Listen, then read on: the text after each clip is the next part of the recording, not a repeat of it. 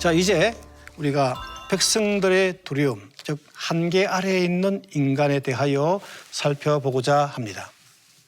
백성들의 두려움은 한계 아래에 있는 홀로 스스로 하나님 말씀에 접근할 수 없다 하는 그런 한계 아래에 있는 인간을 나타내기도 하며, 조금 더 나간다면 스스로 규범을 제정해서는 안 된다라는 인간의 한계를 지적한다라고 볼 수 있습니다.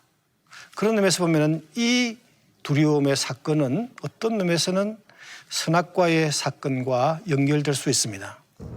창세기 2장에서 하나님께서 에덴 동산을 창설하시고 보기에 아름답고 먹기에 좋은 나무들과 동산 가운데에 선악을 알게 하는 나무도 심었습니다. 동산의 각종 나무의 열매들은 임의대로 먹을 수 있다. 그러나 선악에 알게 하는 이 나무의 열매는 먹지 못하게 금지한 것입니다. 그러나 본문에서는 이 금령이 지정된 이유나 배경에 대하여 특별한 설명이 없습니다. 좋은 일이 아닙니까? 선과 악을 분별하는 좋은 일인데 이것을 하지 말라고 하는 것입니다. 여기에서 선악을 아는 행위가 대체 무엇을 의미하기에 금지했는가? 이 개념 규정부터 먼저 살펴봐야 합니다. 어떤 점이 하나님께서 금지시켜야 할 만큼 범죄적이고 위해적인가? 이 점에 대하여 살펴보려고 합니다. 2장 17절에 보면 선과 악을 알게 하는 나무, 이 나무를 3장 6절에서는 지혜롭게 하는 나무라고 해석했습니다. 사실 이 나무는 명칭은 다르지만 내용적으로는 같은 나무다라고 볼 수 있습니다. 그러니까 2장 17절에서 선악과를 따먹지 말라는 금령의 의미라는 것은 3장에 나오는 금령 파괴의 사건을 잘 분석해냄으로써 그 의미를 좀 이끌어낼 수 있지 않을까, 이런 생각이 듭니다. 여기에서 본 것처럼 이 자들은 하나님처럼 강해지려고 했습니다. 다시 말하여 어떤 일을 하나님처럼 형통하게 성취하기를 원했습니다. 그러나 실제로는 그 열매를 따먹고 나니까 그것이 주어진 것이 아니라 가능하지 않다라는 것을 그들이 알게 된 것입니다. 그러니까 금령 취지는 인간이 홀로 구원을 쟁취할 능력도 없고 가능성도 없다라는 점을 말해주는 것이 아닌가, 이렇게 생각이 듭니다. 범죄의 동기에 대하여 한 번 더 살펴보려고 합니다. 뱀은 인간에게 너희는 동산 가운데 어떤 열매도 먹지 말라고 하나님이 정말로 그렇게 말했느냐라고 말했습니다. 이 은밀한 질문은 하나님의 금령을 무력화시키려고 하는 질문인 것입니다. 인간은 뱀의 관계에 대하여 방심한 채 단지 뱀의 질문에 대하여 나타난 왜곡을 시정하려고 합니다. 동산 나무 열매는 어떤 것이든지 먹을 수 있으나 동산 중앙에 있는 나무는 먹지도 못하고 덧붙여서 만지지도 말라라고 말한 것입니다. 인간이 뱀의 왜곡을 시정하는 가운데에 다만 하나님의 금령의 내용을 변경하고 만 것입니다. 즉 그것을 만지지도 말라는 말을 추가한 것입니다. 이를 어떤 구약학자는 이렇게 말합니다. 인간이 스스로 율법을 제정하는 자리로 옮겨갔다라고 해석했습니다. 이는 뱀이 의도하는 바대로 변경된 것입니다. 이제 뱀은 자신의 본색을 노골적으로 드러냅니다. 너희는 결코 죽지 않는다. 그리고 그 근거로서는 뱀은 인간보다 하나님에 대해서 더 잘한다고 주장합니다. 너희가 그것을 먹는 날에는 너희의 눈이 밝아져서 너희가 하나님같이 되고 선과 악을 알게 될 것을 하나님이 아시기 때문이다. 이런 주장과 함께 뱀은 인간에게 신실하게 복종하는 자리에서 하나님의 금령에 대하여 중립적인 자리로 옮겨가게 만든 것입니다. 이제 인간으로 하여금 하나님과 그의 명령을 인간이 판단하는 자리로 옮겨놓고 만 것입니다. 뱀의 꼬임의 주된 내용은 인간이 신적인 판단 능력을 가질 수 있다라는 거짓된 주장인 것입니다. 폰나트는 선악을 알게 하는 능력이라는 것은 인식의 능력을 확대한다는 것이 아니라 인간에게 유익한 것과 해로운 것을 스스로 결정하는 주권 혹은 자주성이라고 본 것입니다. 이제 인간은 스스로 결정하며 자신의 지혜로 하나님을 대신하려고 하고 있습니다. 그래서 보네프는 이렇게 강조합니다. 하나의 원리, 하나의 신념을 무기로 하나님의 말씀과 대항하는 곳에서 그는 하나님의 주가 되고 만 것이다. 이렇게 말하고 있습니다. 이제 말씀 중보의 신학에 대해서 살펴보려고 합니다. 모세가 양떼를 끌고 하나님의 산으로 가서 그는 찾아오시는 하나님을 체험하고 그 하나님으로부터 새로운 소명을 받았습니다. 그런데 이 산을 하나님의 산, 동시에 호렙산이라고 명명한 것입니다. 그리고 여기 신명기 5장에서도 호렙산 언약을 언급합니다. 이 말씀은 신명기에 담겨져 있는 모든 율법들의 기원이 하나님으로부터 왔다. 거룩한 원초적인 산에서부터 왔다. 이렇게 볼 수 있습니다. 따라서 그 율법의 정당성, 존엄성을 얻게 되고 원초적인 사건과 결부되면서 율법의 영원성, 항구성, 태고적인 권위를 얻게 되는 것입니다. 모세는 이 과정에서 이중의 의미를 지녔는데 첫 번째는 뭐냐면 최고의 예언자로서의 권위가 있는 것입니다. 둘째로는 그가 말씀을 교육할 때 교육자로서 권위를 가지는 것입니다. 물론 우리가 후세에 많은 사람들이 하나님의 말씀을 교육합니다. 그는 결코 모세가 될 수는 없지만 모세의 권위를 조금 힘입을 수 있다 하는 것입니다. 그리고 이제 말씀의 중보의 세 번째 단락으로 규범 아래에 있는 인간을 보게 되었습니다. 우리가 율법에 대해서 많은 오해를 가지고 있었습니다. 이러한 오해는 구약시대에도 있었습니다. 전통적으로 율법은 복음과 대립되는 것으로 이해했는데 역사적으로 볼 때 이 율법이라는 것은 지배계급의 이익을 가끔 대변해 주기도 했습니다. 그들의 기득권을 지켜주는 수단으로 이용되기도 했습니다. 그래서 이사야서 10장 1절에서는 이러한 율법과 율법의 제정을 규탄합니다.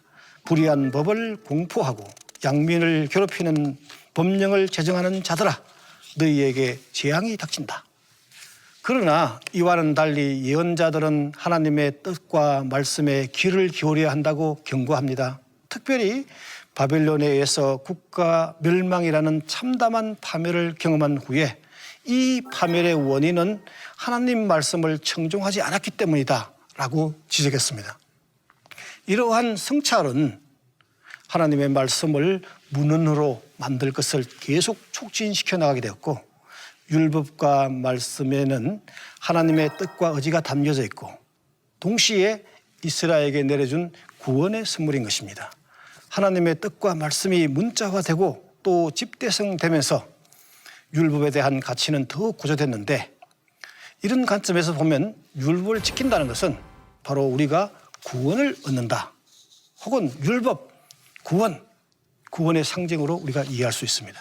그리고 마지막으로 이 율법의 존귀함은 다양한 형태로 신학화되어져 있습니다. 모세는 이스라엘 백성들에게 생명의 길을 택할 것인가, 죽음의 길을 택할 것인가 결단 앞에 세우고 있는 것입니다.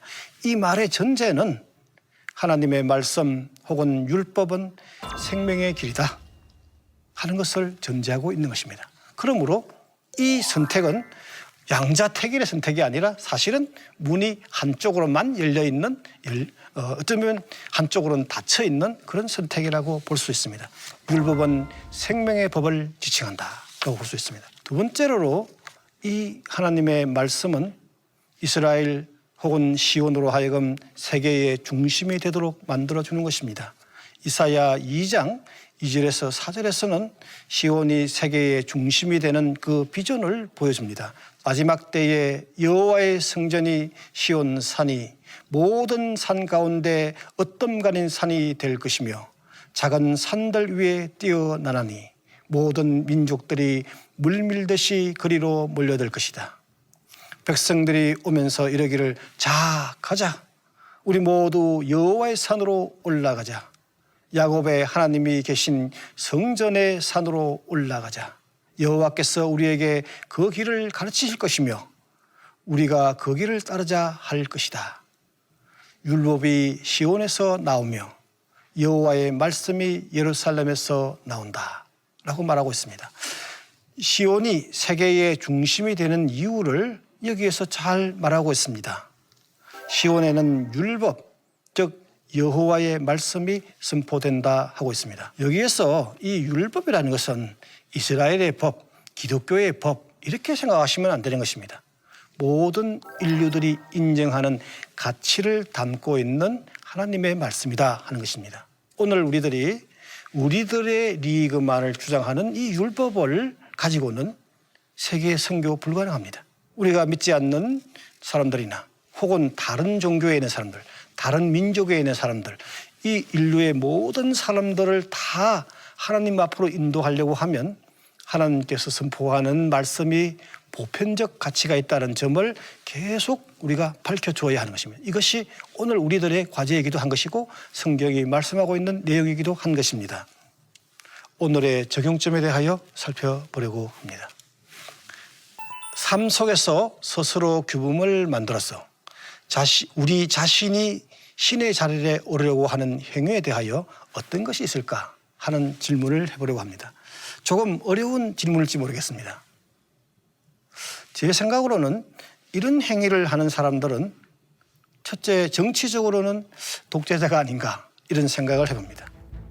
옛날에 중국의 많은 황제들이 이런 말을 했습니다. 짐이 곧 국가다. 내가 하는 모든 말은 다 법이고 국가이다 하는 식이죠. 또 한편으로는 신의 이름으로 폭력을 행하는 자들. 아까 전에 그 이사야의 시온산에 대한 비전은 그 끝에 평화에 대한 비전을 얘기하고 있습니다. 바로 하나님의 말씀은 모든 전쟁 무기를 다 없애고 평화를 만드는 사람이라고 했습니다.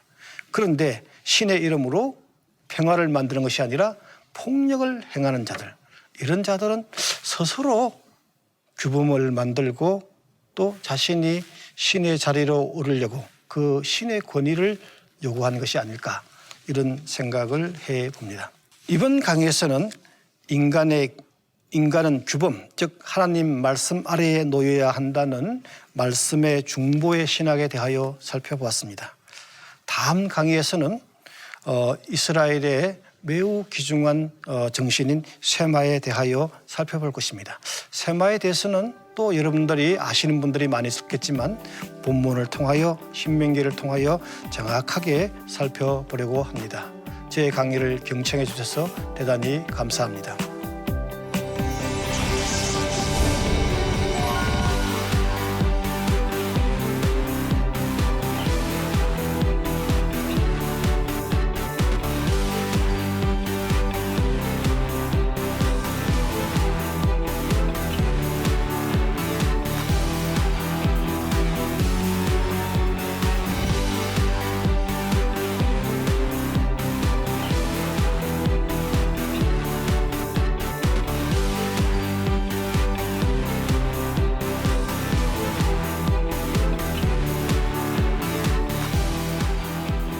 이 프로그램은 시청자 여러분의 소중한 후원으로 제작됩니다.